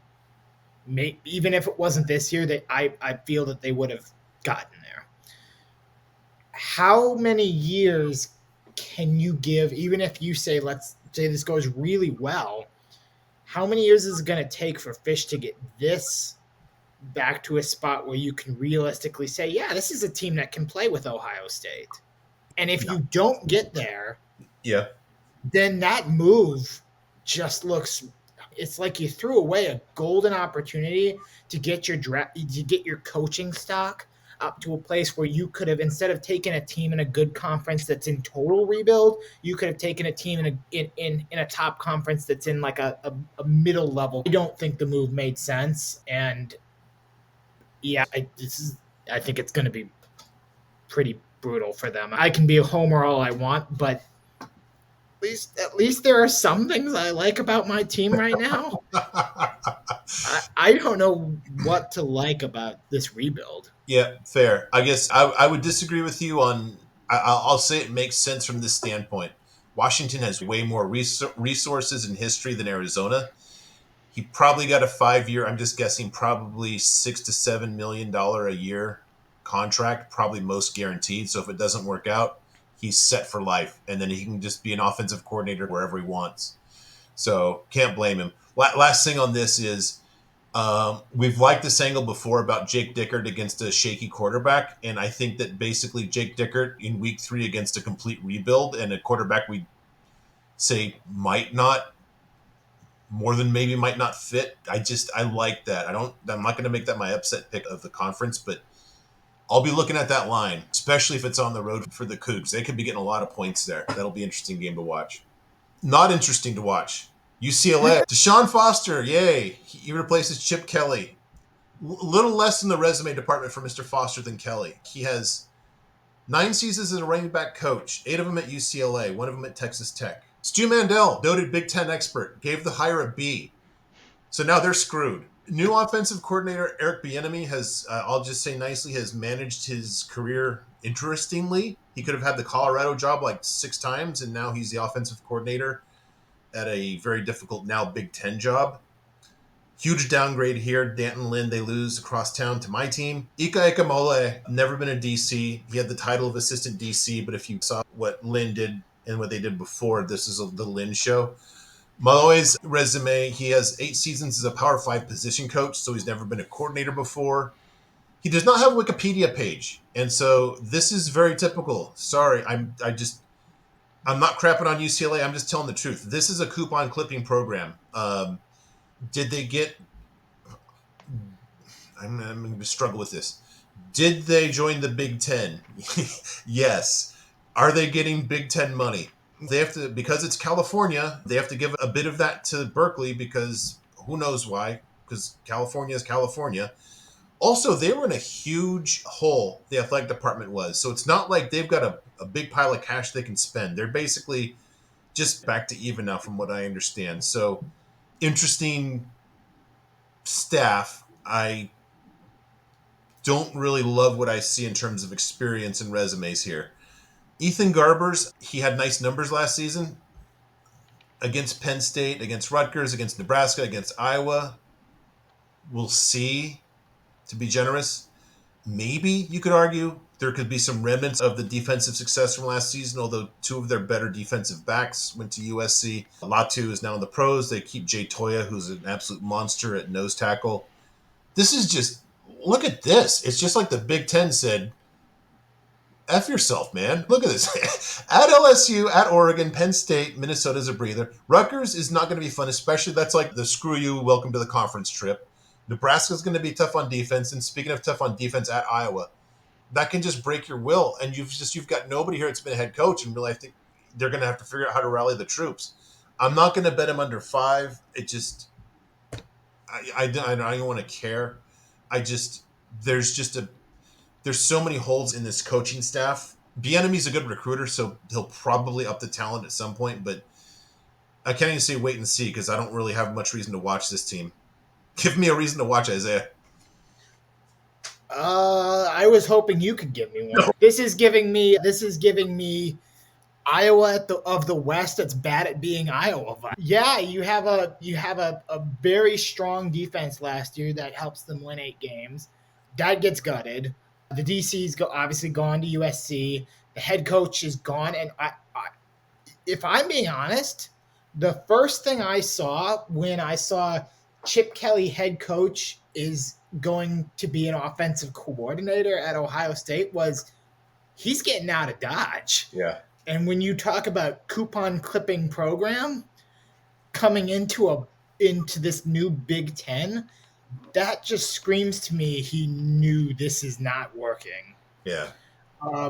There's just so many red flags about what I see from this program. The holes in the coaching staff. Yeah, I like Eric Bieniemy, but like the holes in the roster, the defense is not going to be able to carry this team. It's not going to be what it was last year, and I don't see enough on this offense. What is Ethan Garber's? Yeah, he's got a lower turnover ratio.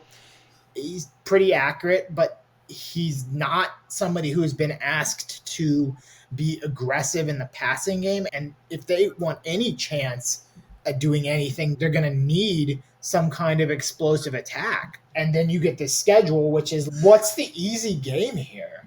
I guess at Hawaii, where you have to go to Honolulu. Is They that host the? Hawaii. So there it is. Oh, they. Yeah. Oh, do they? Yeah. Oh, okay. The schedule I was looking at says it's in Honolulu. Maybe I got that wrong. You know what? I think you're right. I think I got this wrong because they have that crazy. They're at Hawaii and then they're at LSU 2 weeks later. Yeah. So yeah, it's at Hawaii, at LSU. Oh, and then by the way, at the end, they just went ahead and stuck Fresno State on there. Which again, Well, what are you doing? They have to because USC has Notre yeah. Dame. So when USC hosts Notre Dame, it's that last week of the season. No, I meant what are you doing scheduling Fresno State? Oh, okay. As somebody whose program became the victim of Fresno State, what are you doing scheduling Fresno State? The pickings are slim there. I think that's pretty clear, though. It's Yeah, I actually am going to play the under 5.5 if you can get the hook. This is not a bowl team. This is not even close to a bowl team. If we're thinking that Washington's lousy, I think this team is going to flat out stink. Yeah. Did either of you guys see Deshaun Foster at the Big Ten Media Day? Oh, yeah. I didn't even mention the most awkward press conference in the history of press conferences. Just awesome. I mean, did you see Robert? No, I didn't see this, actually. What happened? Yeah. He came up to the stage. It's a rough watch. Is that fair? Yeah, maybe you should go watch it. He basically came up to the stage and reminded everybody that UCLA is in Los Angeles and then opened it up for questions.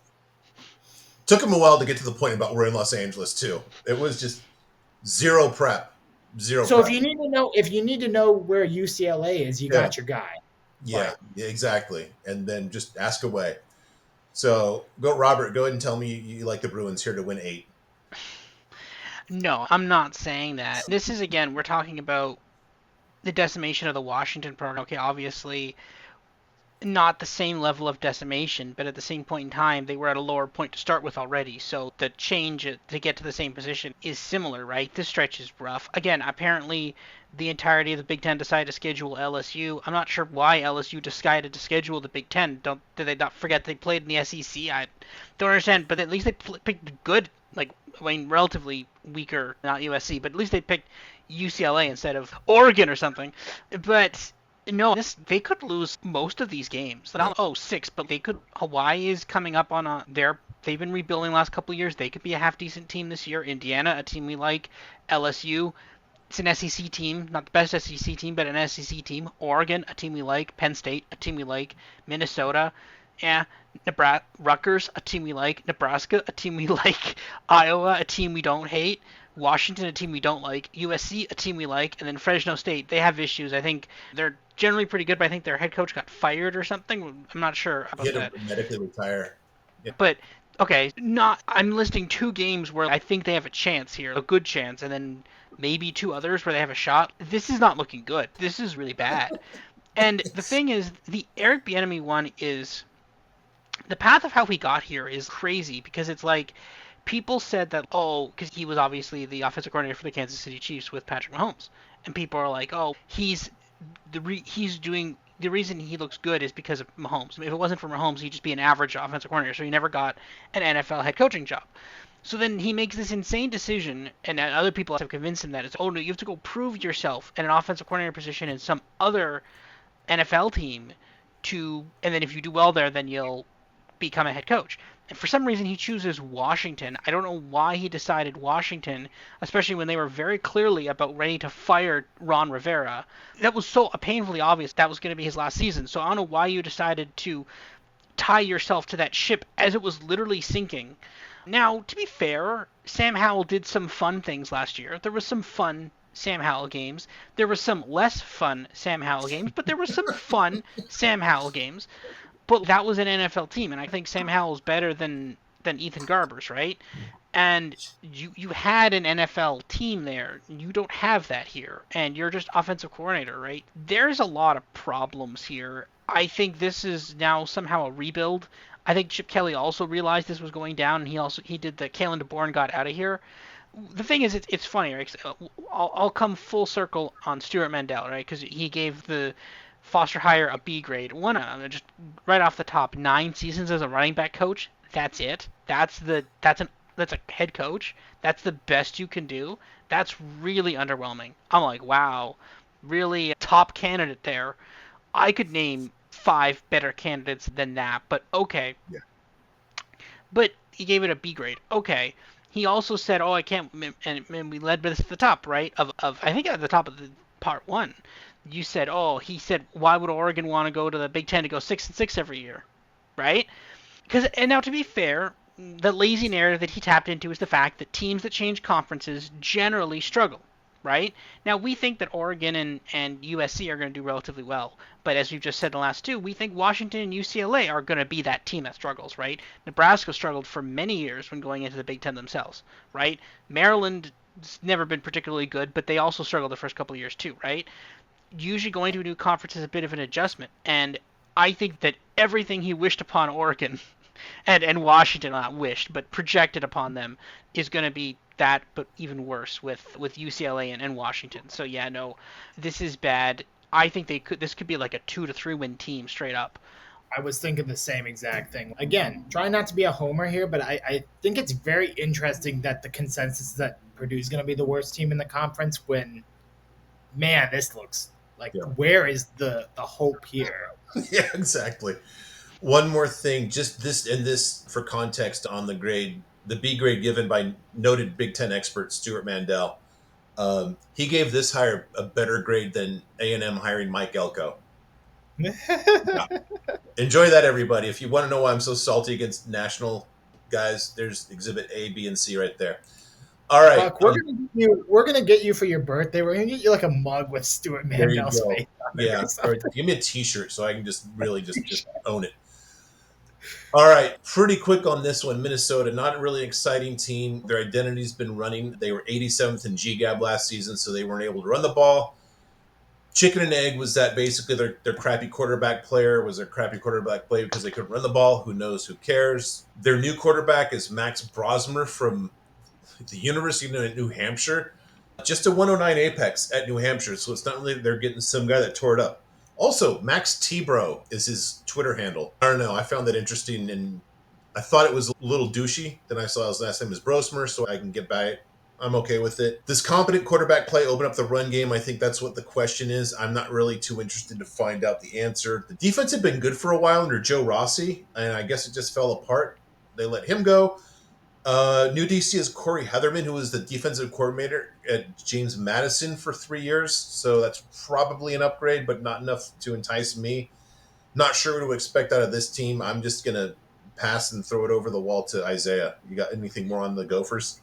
Yeah, I'm passing on this one too. I don't have any plays on this. Everybody, if you listened to the podcast last year, you know how I feel about PJ Fleck. The guy is a used car salesman, and last year was like my.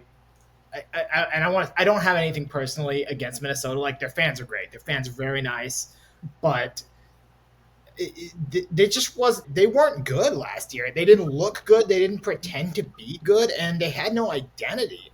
And there wasn't a reason for it. I can't look at injuries and say this. Like, it just the bottom fell out from this program, and this has already been an environment. I mentioned it last year where the Twin Cities media does not like this guy. Boy, he's got some pressure, especially with those rumors that he was trying to bail. I don't know if that's true. I'm not going to perpetuate any of that. What did they do last year? The best one was at Iowa. Again, fair and square. Got to learn the rules. But otherwise, like, your entire season was carried because Nebraska crapped themselves on opening night. Yep. They lost their last 4 regular season games. That included Illinois at home. They turned my Purdue offense into USC, and then they lost to Ohio State and Wisconsin. They get a 5-win bowl game against Bowling Green because their players went to class 5 years ago, and so they finished 6-7. because they beat Bowling Green. That doesn't do it for me. Yeah. I don't know. I feel like there's something funky going on with this program, and Yeah. I'm not entirely sure what to do with them. It's not a great schedule. North Carolina to open it up, that kind of sucks. At Michigan, Iowa, USC, Penn State, at Wisconsin. I don't know. I don't personally think this is a bowl team, but I'm not going to bet it. Yeah. Really crazy to me that the over is taking that much money at minus 160, but it's only the most noteworthy thing on this team. I'm trying to pretend that I didn't pick them last year to win the division. I don't know. Anything more on the Gophers, Robert? Yeah, I'm pretty out on this team too. I don't think this team is pretty good. I think this is gonna 5 is maybe a bit high. I take the under here. I don't like it because I think there's better plays, but like really hard to see the wins. Okay, Rhode Island, sure. And Nevada, Nevada. okay. Yeah, they stink. But okay, UCLA, maybe someone's got to win that game. Maryland, someone's got to win that game. Illinois, someone's got to win that game. But outside of that, Michigan, maybe. But we're starting to stretch it here a little bit now. That's the thing. This wasn't a particularly good team last year, right? You said it. They beat Iowa. Okay, yeah, Iowa's. I think was it Cooper DeJean, the punt returner. He did a really stupid Yes. thing. Yeah. Yep. And the invalid fair catch signal. Okay, that was really dumb. But Nebraska, okay, they should have probably lost to Nebraska. That would have made them bowl ineligible as well. This team was like 2 weird things away from not even from being a 4-win team, right? And those 4 wins were Eastern Michigan, Louisiana, and Michigan State. Actually, where's the other ones then? No, okay. How they get 5? Oh, do they have 5 wins in the regular season? They did. Yeah, they made a bowl of a 5-win team. There you go. That's the mark of a truly great team. But my thing is this: why are they favorites over North Carolina in week 1-ish? No idea, but I'm gonna jump on that. If North Carolina's an underdog, I'm gonna jump on that. It's plus 110. Okay, it's at home, but something stinks about that line. I feel like something there is insane value. Someone's gonna win this game by 20 points. I'm just not sure which team it is. I think it's North Carolina. Do you really think that this Minnesota team has the ability to beat anybody by 20 points? Where's the weapon? Yeah, you've got some running backs that are very good, and I'll give them credit on that. But then you've also got Minnesota fans who want to take the entire offensive line and sell it to North Dakota. And I'm just going to say, too, if PJ Fleck only wins 4 or 5 games this year, and you already got people who don't like him, and he's still trying to do the raw buy my Toyota, boy, that's not going to go over well. If you're wondering right now, on FanDuel, North Carolina is plus 114, and I just bet that. That's really tempting. Oh, we got some Max Bro doubters here. My goodness, I'm shocked. Okay, the other thing, too, is you're relying on a guy coming from the FCS. Yeah. And the 109 Apex in the FCS. Yeah. And he's just going to jump into the Big 10 and start throwing? Yeah. Do that against Iowa. Yeah. Little skeptical there. But that's all I have to say on Minnesota. Don't be too mad at me, Minnesota fans. You're still very nice, and I would love to come visit sometime. Interesting. One more quick thing about this game I'll say is that I think I'm getting on Bet365, I'm getting plus 110, but Minnesota minus 6.5 plus 225.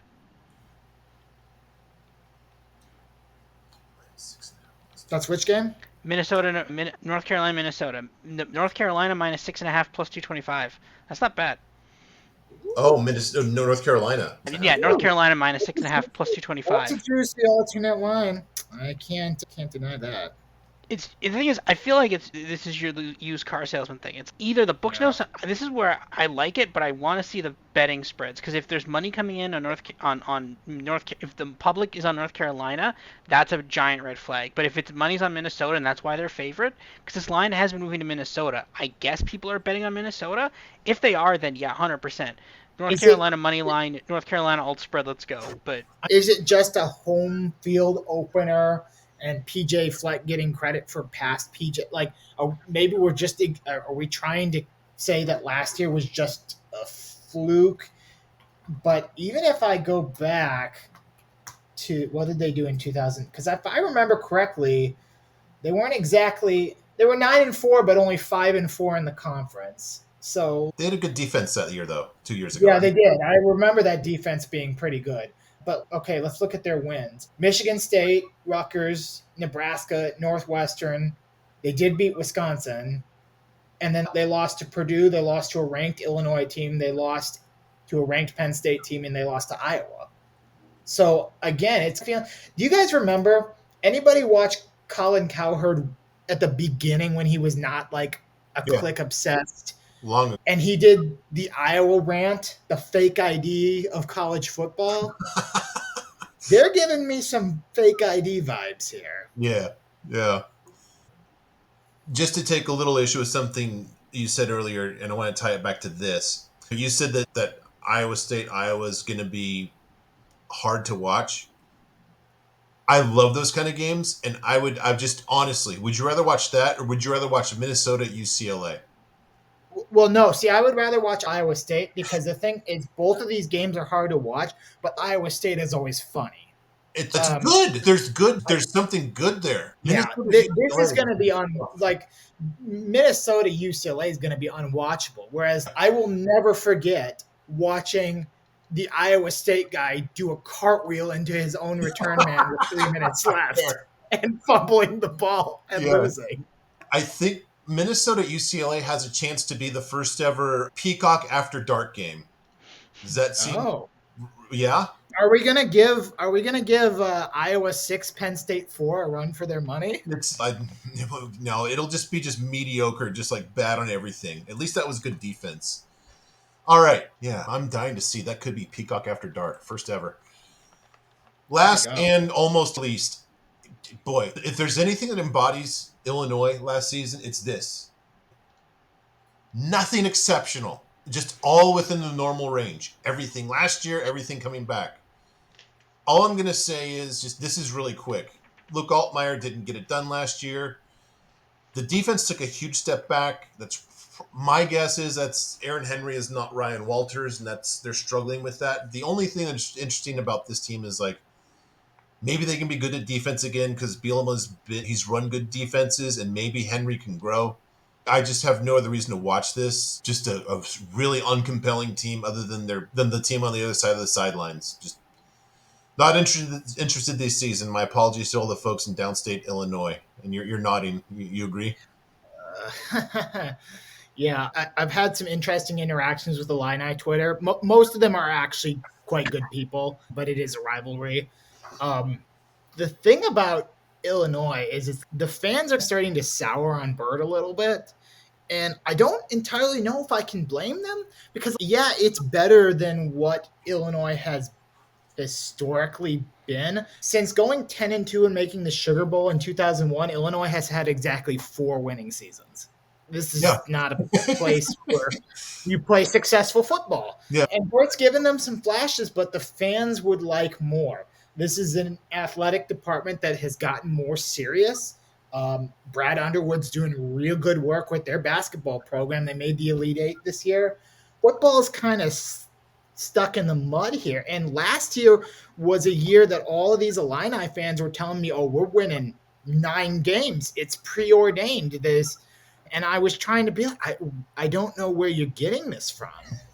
And it didn't happen. And like you said, it wasn't necessarily that they were bad. They just weren't good. And they weren't fun to watch. No. And the game that encapsulates this team most was like, Burt comes into West Lafayette against Ryan Walters, and this is a total rebuild basically for Purdue, and Purdue beats them 44-19, and I'm in the stands for that game, and it was just a beatdown. Card was passing all over them, and I would have killed to been next to that handshake to see what happened in that handshake. So I don't feel good about this. Again, to the friends I've made on Illini Twitter, this is not a personal thing. This is not a rivalry thing. I just don't see where this team is going to get significantly better. Like at best, I feel like they're going to be another they exist team. Luke Altmaier, I had somebody asking whether he's going to eclipse 1,000 yards of passing. No, he's not. And if he does, he had 200 plus yards in 7 games last year, but he also had 10 interceptions. So if he eclipses 1,000 yards of passing, I'm also going to take 20 interceptions on that. Yep. You've got a serviceable running back, but is nothing special. They lost a running back that a lot of people like. By the way, Reggie Love comes to Purdue. So they're losing, and this is not new. Ryan Walters has been getting players from them for the past 2 years now. That feels like I would be a little uncomfortable if I were an Illini fan that players are going to the guy who was the defensive coordinator. Yeah. I just don't see it. Now, if you want optimism, there's a lot of toss-up games here. You get Purdue at home. You get Minnesota at home. You get Michigan State at home. I don't think that's a toss-up. I think they'll beat Michigan State. And then you play Northwestern at Wrigley Field, which will be all Illini fans there. But the downside to that is you have a lot of toss-up games. I certainly don't trust them to beat Kansas. No. And I don't know. I don't feel good about this team. No. Robert, I've spoken a couple times about the traffic jam. If there's anything that says traffic jam, it's literally just this. Nothing exceptional. Everything is within the range of normal for everything. So if you have a play here, I'm going to be astounded. No, this is just complete stay away. I think this is, again, they had one good year 2 years ago. They were really good. They had a lot of pieces on defense. Those pieces are gone now. They always did it through offense. Always did it through defense. We thought, oh, they'll normalize. They'll get a bit better on defense, and then they'll be on offense, and then they'll be good. And then the defense regressed, and the offense improved only more, actually maybe arguably worse. And then that was it. Don't see a strong team here. This team was not enough. It didn't get the job done last year. And I think that if you didn't believe in them last year, which I didn't, I really see a hard time believing in them this year. Yeah. Yeah, and it was off from the start because that Toledo game, Toledo had that. Yeah. Yep. And then they had that, and then Illinois completed that circus 4th and 20 some Hail Mary thing and then kicked the field goal to win the game. But Toledo had that. It was off from the start, and it really never came together. No. Yeah. Very well said and accurate. All right, so that is the end of the team previews. We get to our 3 questions. Robert, I'll give you this one first. What is your best Big Ten Heisman bet? I think it's pretty obvious who the play is. I think it's very clearly Dylan Gabriel. Dylan Gabriel's the number 1 play, and then the number 2 play is Miller Moss. And then that's it. So you're going with Gabriel I'm seeing like 7-1? Yeah. I think I grabbed that already at 10-1 months ago.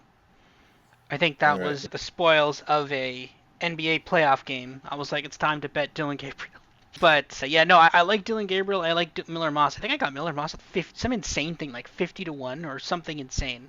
Because I think I grabbed it when it was unclear who was going to be the starter, and I'm like, oh, yeah. Okay, yeah. All right, Isaiah. Yeah, you can mark me down for Gabriel too. This is a bad passing conference for an award that goes to good quarterbacks.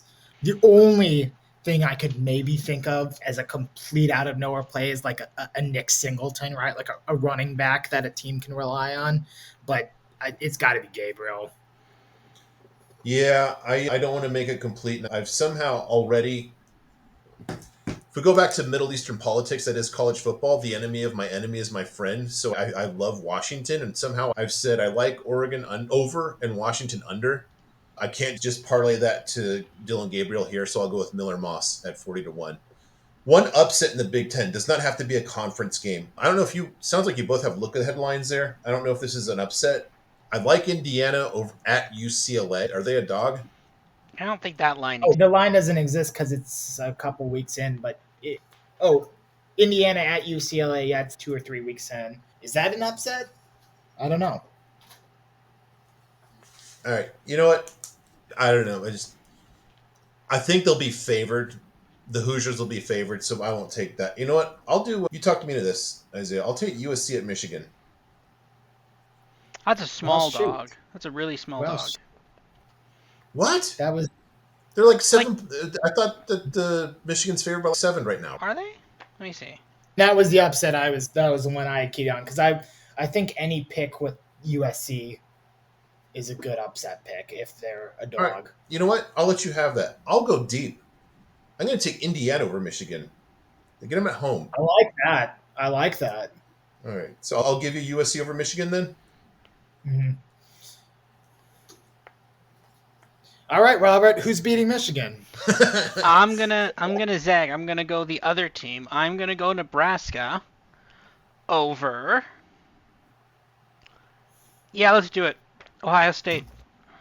Wow. Oh, okay. I was actually going to say, I think as a USC fan, that Nebraska game scares the piss out of me, man. I'm not looking forward to that. All right, Robert, your 2 teams in the conference title game are This is chalk, but it's USC Oregon. that's who I have too. Okay. Wow. And the guest will finish off the podcast with You're gonna hate me because I did it last year, but I'm gonna take Oregon beating Ohio State. I know it's boring, but I feel like those 2 teams have just separated themselves. But I like USC, so I won't be surprised. Well, last year you had Ohio. Okay, so you're on with last year. So you have Iowa against Ohio State, right? If I'm writing that down, I'm joking. All right, that is it. Thank you all. Thank you, Robert. Thank you, Isaiah. Appreciate it. A lot of Big Ten talk, most of it interesting, some of it about Illinois, but we made it. And with that, we will talk to you all next week. I believe it's a Mountain West. Does that sound right, Robert? No, it's Yes. the Sunbelt next. Sunbelt, Mountain West, SEC, AAC, And with AAC. Yeah. With that, thank you and good night, everyone. See ya.